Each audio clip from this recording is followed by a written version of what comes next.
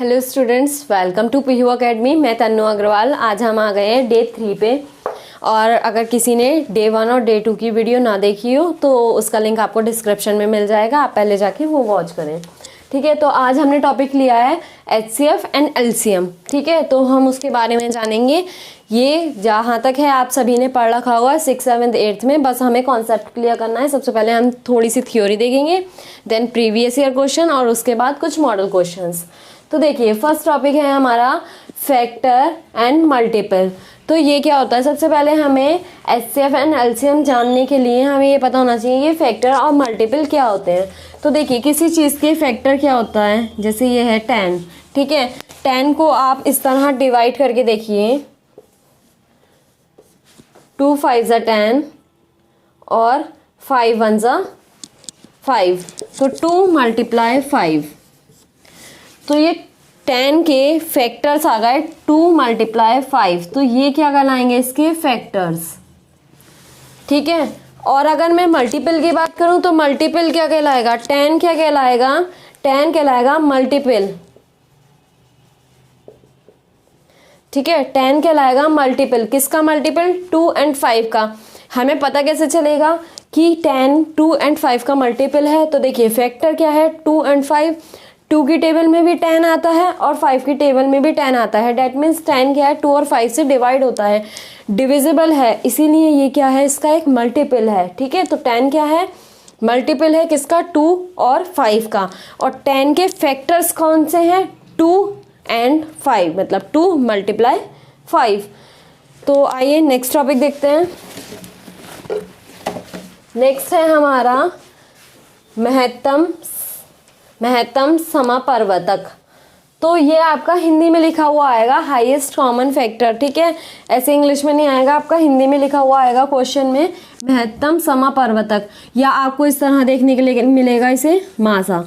ठीक है, इसे मासा भी पढ़ते हैं, इसे शॉर्ट में इस तरह मासा, इस तरह आपका लिखा हुआ आएगा। और लघुत्तम समापवर्तक का लासा लिखा हुआ इस तरह आपको हिंदी में शॉर्ट में आपको देखने के लिए मिलेगा, जिस तरह इंग्लिश में मिलता है HCF और LCM देखने के लिए। ठीक है, तो देखिए, हम जानते हैं कि HCF और LCM होता क्या है। हमें इन तीनों ही टॉपिक में किसी में भी डेफिनेशन की नीड नहीं है। क्यों नहीं है, क्योंकि आपसे कोई भी क्वेश्चन ऐसा नहीं किया जाएगा कि आप डेफिनेशन बताइए, आपको बस सेंस समझना है जिससे आप क्वेश्चन सॉल्व कर सकें। तो मैं आपको डेफिनेशन किसी की भी नहीं दे रही हूँ। फैक्टर और मल्टीपल आई होप आप समझ गए होंगे, उसकी डेफिनेशन मैं नहीं करवाऊंगी क्योंकि आपको डेफिनेशन नहीं लिख के आनी, ना ही किसी को बतानी। तो HCF और LCM क्या होता है, 2 मेथड मैं आपको सिखाऊंगी जो आपकी 6th 7th 8th की NCERT बुक्स में इंट्रोड्यूस करवाए गए हैं। तो फर्स्ट है आपका मेथड गुणनखंड विधि,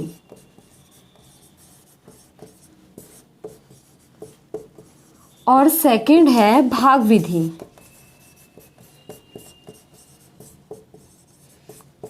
ठीक है, फर्स्ट है आपकी गुणनखंड विधि और सेकंड है भाग विधि। फर्स्ट को इंग्लिश में बोलते हैं फैक्टराइजेशन मेथड, सेकंड को बोलते हैं डिवीजन मेथड। ठीक है, तो हम यही सीखते हैं, दोनों में यही 2 मेथड होते हैं और हम यही 2 मेथड सीखने वाले हैं। तो सबसे पहले हम फैक्टराइजेशन मेथड गुणनखंड विधि सीखेंगे। तो देखिए, आप रैंडमली कोई सी भी 2 या 3 कोई सी भी वैल्यू ले लीजिए। जैसे मैंने ले ली 16, 20 और एक और ले लीजिए, चलिए 3 की ले लीजिए 24। ठीक है, तो फैक्टराइजेशन के लिए आपको सबसे पहले क्या करना है, आपको फैक्टर ढूंढने हैं किसके, 16, 20 और 24 के। 16 के फैक्टर क्या होंगे, 2 से डिवाइड करिए, 2 8 ज़ा 16, 2 2 ज़ा 4। ठीक है, वो सॉरी 2 8 ज़ा 16, 2 4 ज़ा 8 और 2 2 ज़ा 4, 2 1 ज़ा 2। तो इस तरह आपको इसके फैक्टर क्या क्या मिल जाएंगे, 2 × 2 × 2 × 2। ठीक है, अब इसी तरह आप निकाल के चेक करेंगे 20 का। 2 1 ज़ा 2, 0 ऐसे आ जाएगा, 2 5 ज़ा 10 और 5 1 ज़ा 5। तो क्या मिल जाएंगे आपको, 2 × 2 × 5।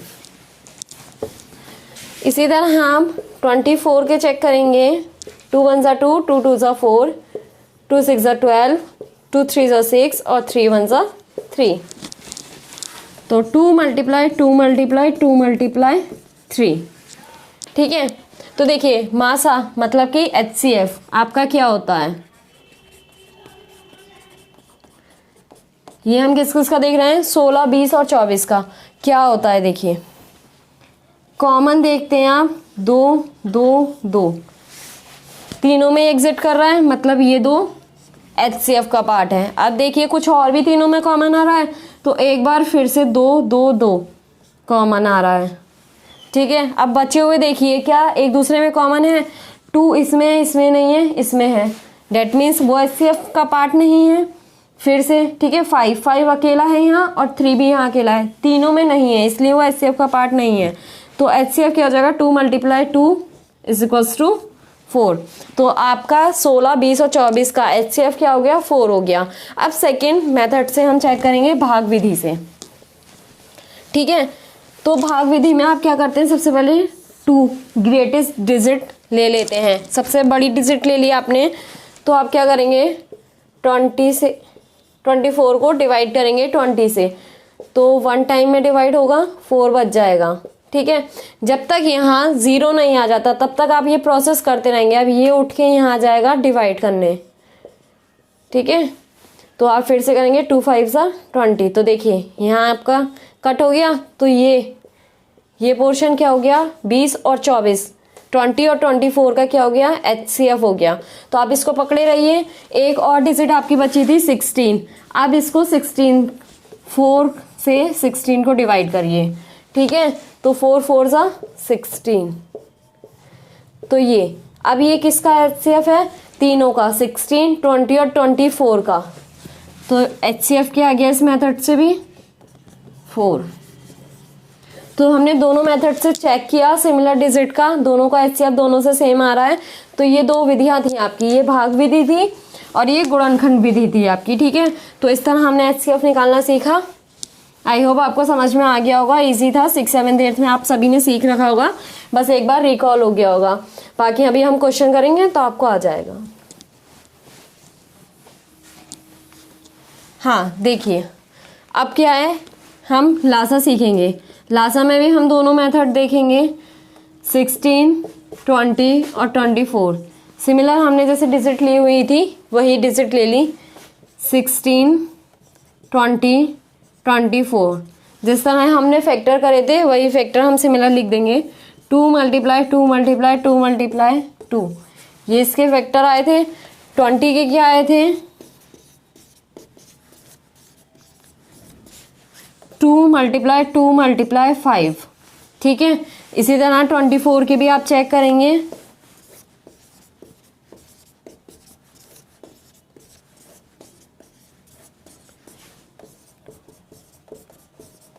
ये आपके आ गए सबके फैक्टर, ठीक है। तो उसमें हम क्या करते थे, आपको कंफ्यूज नहीं होना है, मासा में हम क्या करते थे, तीनों में आने वाले कॉमन देखते थे, ठीक है। इसमें क्या होता है, जो कॉमन होता है उसको रिपीट नहीं करते, मतलब हाईएस्ट पावर लेते हैं। तो देखिए यहाँ पावर के रूप में लिख लीजिए आप, इस तरह, ठीक है। इस तरह आपने लिख लिया इसे। तो अब हम क्या निकालना है, लासा, LCM, ठीक है। LCM क्या हो जाएगा, देखिए 2 इसमें भी है, 2 इसमें भी है और 2 इसमें भी है, तीनों में 2 है। तो हम इसमें क्या करेंगे, उसमें हम कौन सा 2 सिलेक्ट करेंगे, जिसकी हाईएस्ट पावर होगी। तो 2 की हाईएस्ट पावर कहाँ है, यहाँ है, 2 की पावर 4। फिर देखिए कौन सी डिजिट बची हमारे पास, ये बची 5 की पावर 1, कहीं और नहीं है, तो 5 की पावर 1 ऐसे ही आ जाएगा, मतलब 5 ही होता है 5 की पावर 1। 3 की पावर 1, ये अकेला है ऊपर और यहाँ दोनों का, ये ज़रूरी नहीं है कि इसमें कॉमन हो ये, ठीक है। इसमें क्या है, आप डिजिट की हाईएस्ट पावर चुनते हैं, तो खाली 3 ही है, तो वही 3 की पावर 1 3। तो ये क्या हो जाएगा, इसका LCM हो जाएगा, ठीक है। तो आप इसको मल्टीप्लाई कर लेंगे, आपका आंसर आ जाएगा।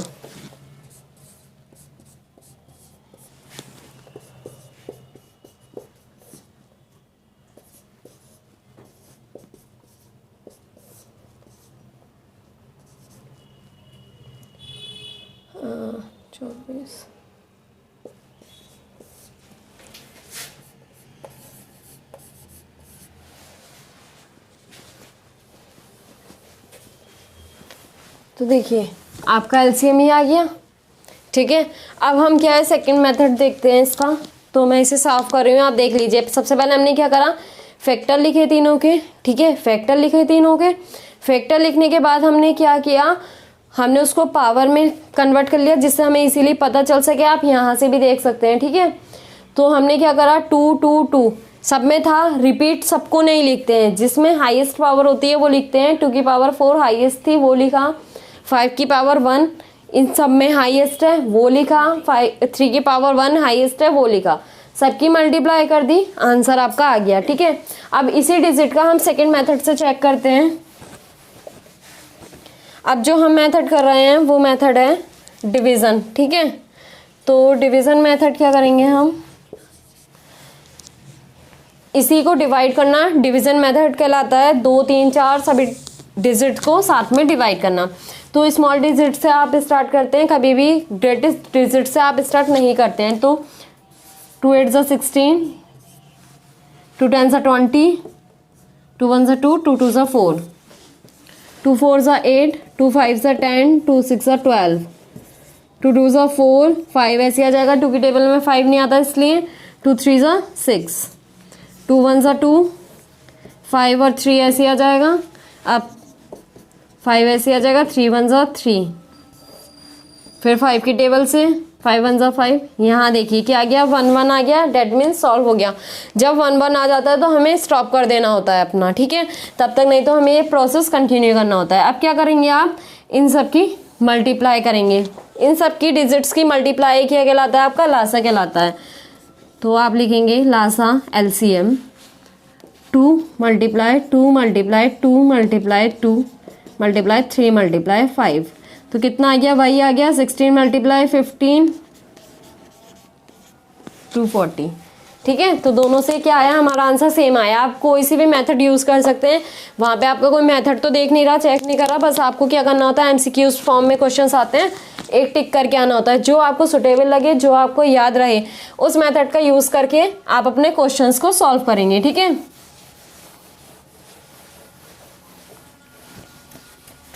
तो अब इसके बाद मैं कुछ क्वेश्चंस ले रही हूँ, यहाँ कुछ क्वेश्चंस करते हैं। ठीक है, प्रीवियस ईयर में जो आए हुए हैं।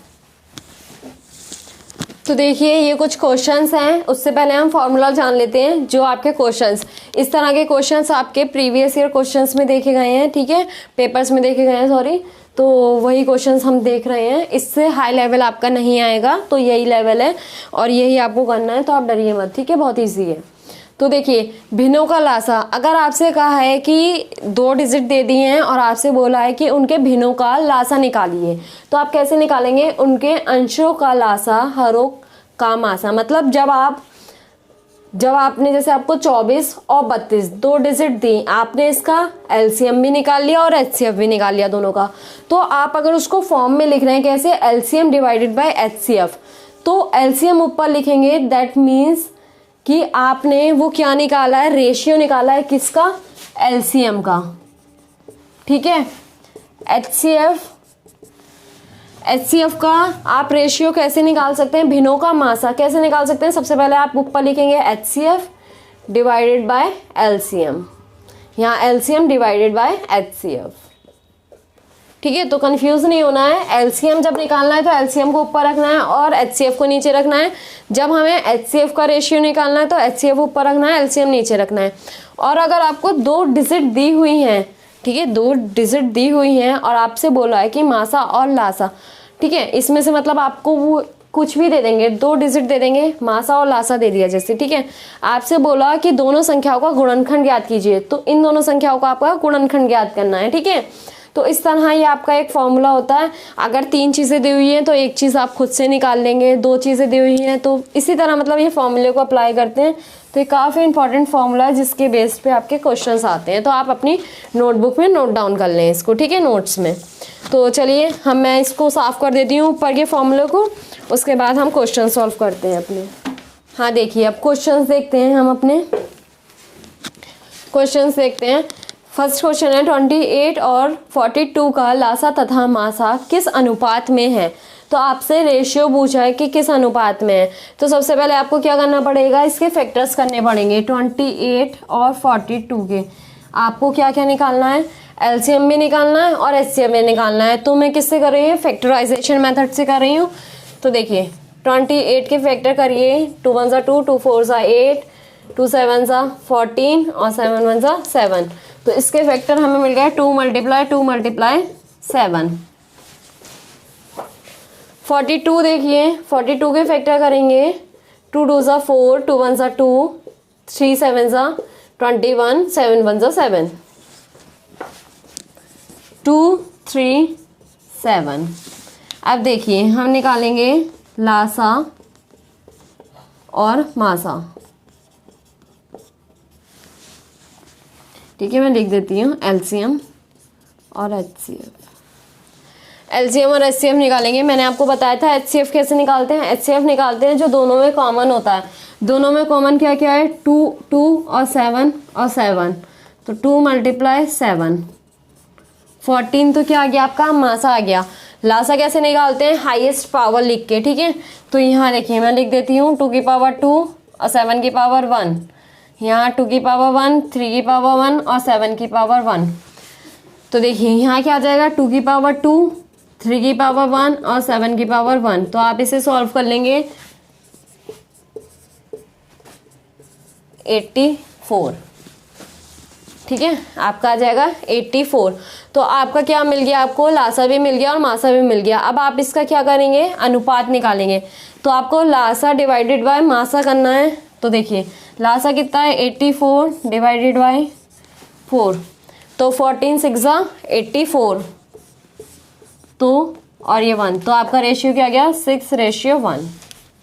ठीक है, ये इसका ऑप्शन दिया हुआ था, ऑप्शन फर्स्ट ही था, ये ए था इसमें जो ऑप्शन दिए हुए थे।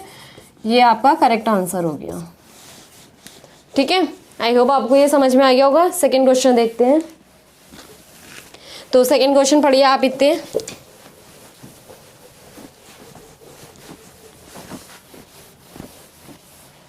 सेकंड क्वेश्चन है आपका 14।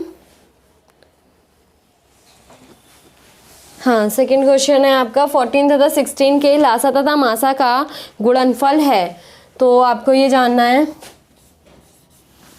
आपको दिया है लासा और मासा। लासा कितना दिया हुआ है आपको, 14, और मासा कितना दिया हुआ है आपको, गिवन है ये 16। आपको इसकी संख्याओं का गुणनफल ज्ञात करना है। तो मैंने आपको बताया था इसकी क्या फॉर्मूला होता है, पहली संख्या मल्टीप्लाई दूसरी संख्या इज इक्वल्स टू लासा मल्टीप्लाई मासा। तो आप वही करेंगे। ठीक है, तो आप क्या करेंगे, 14 × 16 कर देंगे, आपको गुणनफल मिल जाएगा। ठीक है, 14 तथा 16 के लासा तथा मासा का गुणनफल है। तो बस आप यही कर देंगे, 16 × 14 या 14 × 16। आप चेक कर लीजिए मल्टीप्लाई करके।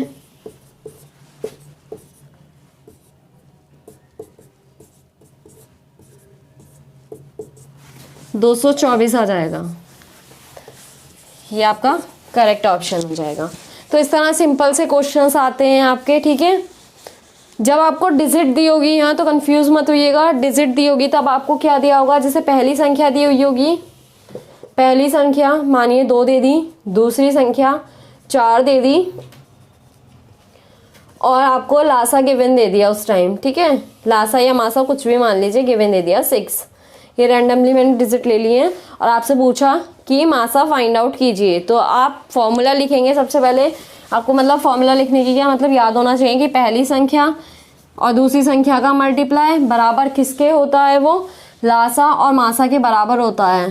तो यहाँ क्या आ जाएगा, मासा ऐसे ही आ जाएगा, ये मल्टीप्लाई में होगा तो इधर आके डिवाइड में हो जाएगा, और इस तरह हम मासा फाइंड आउट कर सकते हैं। तो ठीक है, तो आप कंफ्यूज नहीं होंगे। इसी तरह का बेस आता है, आपका लेवल आता है, इससे ज़्यादा हाई नहीं आएगा। 6th 7th 8th की बुक में आपको ढेरों सारे क्वेश्चंस मिल जाएंगे अपनी प्रैक्टिस के लिए। अगर आप चाहते हैं तो आप उसमें से ले सकते हैं, वरना मुझे टेलीग्राम ग्रुप पर कमेंट्स कर सकते हैं, मैं आपको वहाँ पर क्वेश्चन सेंड कर दूँगी प्रैक्टिस के लिए आपकी। ठीक है, और देखिए आपको क्या है, ये क्वेश्चन नंबर 3, 3 5 5 6 तथा 3 4 4 4 का मासा होगा। तो ये मैंने आपके लिए होमवर्क के लिए रखा है। आप मुझे कमेंट बॉक्स में कमेंट करके बताएंगे कि इसका करेक्ट ऑप्शन क्या रहा, A 25, B 28, C 3 या D 26।